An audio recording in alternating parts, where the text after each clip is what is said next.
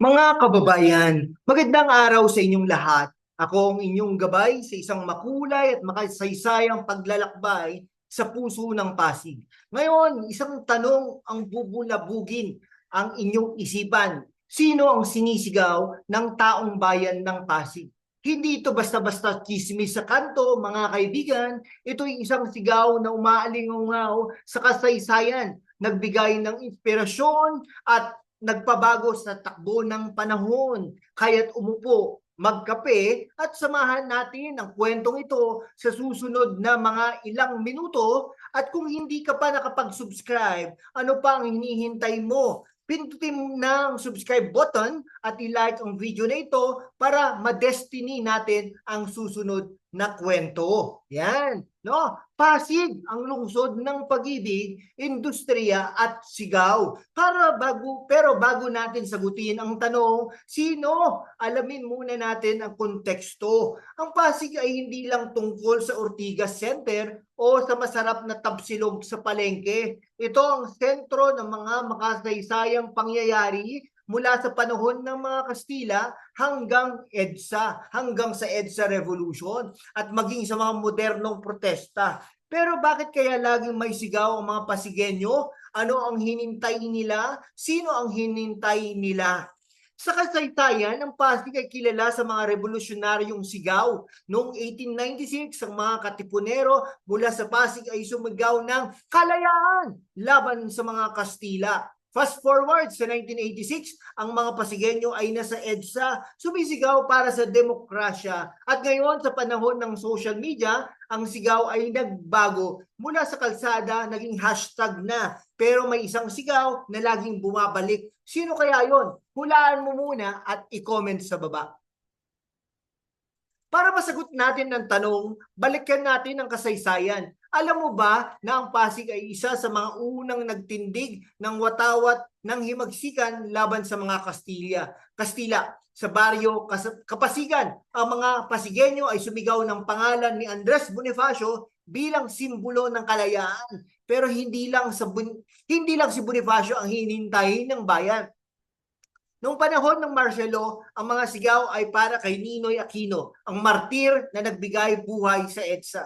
At kung iisipin mo, ang sigaw ng Pasig ay hindi lang para sa isang tao. Ito ay para sa hustisya, kalayaan at pagbabago. Pero teka, may modernong twist ito. Noong 2004, sa libing ni FPJ, ang mga tao sa Pasig ay sumbigaw ng kapuso, isang sigaw na suporta sa network rivalry noon. Pero may mas malalim na kahulugan. Ang sigaw na yon ay para kay Fernando Poe Jr., ang panday ng masa na itinuring ng marami bilang hinintay na lider. Kaya naman ang tanong, sino ang tunay na hinintay ng Pasig? Si Bonifacio ba? Si Ninoy? Si FPJ? O may iba pa? Mga kaibigan, ang sagot ay nasa susunod na bahagi, kaya't huwag aalis. Ngayon, pasukin natin ang makabagong panahon. Sa Pasig, ang sigaw ay nagbago na. Hindi na lang ito sa kalsada, nasa Twitter na rin. X na pala. Halimbawa, noong 2024, si Boss Toyo, ang sikat na vlogger ng Pinoy Pawn Star, ay nag-post sa Facebook na magpa-file siya ng candidacy dahil daw ito ang sinisigaw ng taong bayan. Pero sorpresa, edited lang pala ang larawan niya at ang tunay na plano, magbabakasyon sa Hong Kong. Pero teka ha, bakit kaya napaniwala ang marami? Dahil ang Pasig ay laging naghihintay ng bayani, isang leader na magdadala ng pag-asa. Sa social media, ang mga Pasigenyo ay sumisigaw para sa hustisya, pero sa mas magandang pamahalaan. At oo, minsan pa rin sa chismis. Pero ang pinakamalakas na sigaw ngayon para sa katotohanan. Sa panahon ng fake news at clickbait, ang Pasig ay naghihintay ng mga leader na tunay ang intensyon. Kaya naman mga kababayan, kung ikaw ang naniniwala sa katotohanan, i-hit mo na ang subscribe button. Tulungan natin ang Pasig na iparinig ang tunay na sigaw ng bayan. Ngayon, maging critical tayo. Bakit nga ba laging may sigaw ang Pasig? Ang sagot, dahil ang Pasig ay laging gutom sa pagbabago. Pero teka, hindi porket may sigaw, ibig sabihin ay tama na agad. Halimbawa, ang sigaw para kay FPJ noong 2004 ay emosyonal. Nagdala ng pag-asa pero hindi naman naging realidad ang kanyang pamumuno. Ang sigaw para kay Boss Toyo, Isang clickbait lang pala na nagpapakita kung gaano kadaling maimpluwensyahan ng social media.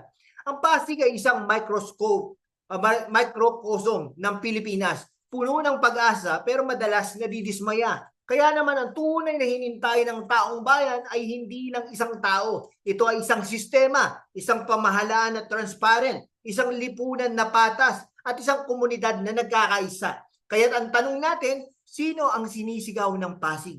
Ang sagot, ikaw, kami. Lahat tayo ay naniniwala sa pagbabago. Pero para mangyari yon, kailangan natin maging aktibo. Kaya't i-like, i-share at i-subscribe ang channel natin para ipagpatuloy ang laban para sa katotohanan.